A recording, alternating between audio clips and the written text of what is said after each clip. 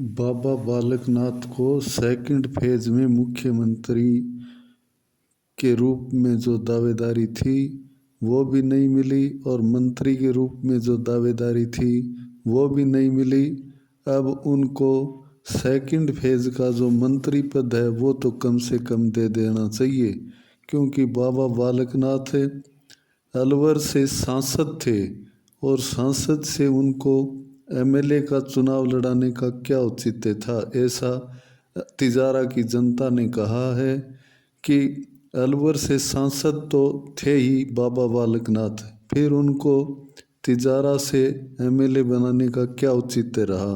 उनको तो ऊंचे पद से नीचे पद पर लाया गया है। ऐसा संत समाज के साथ में धोखा किया गया है। ऐसा तिजारा की जनता है वो बर्दाश्त नहीं करेगी।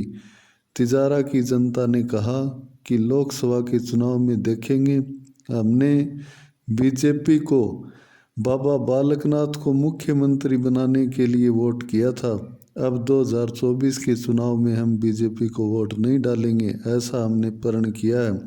तिजारा की जनता ने फिर दोबारा बीजेपी सरकार को चेताया है कि यदि बाबा बालकनाथ को सेकंड फेज में भी मंत्री पद नहीं दिया गया तो हम बिल्कुल भी 1% भी बीजेपी को वोट नहीं डालेंगे।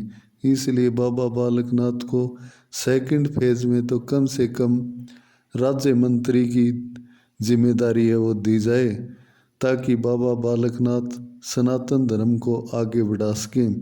संत समाज का उत्तरदायित्व है जनता की निस्वार्थ भाव से सेवा करना, क्योंकि संत समाज है वो जनता की सेवा के लिए बने हैं। इसलिए उन्होंने जो जनता से वादे किए थे वो एक राज्य मंत्री बन कर के वो पूरा कर पाएँ।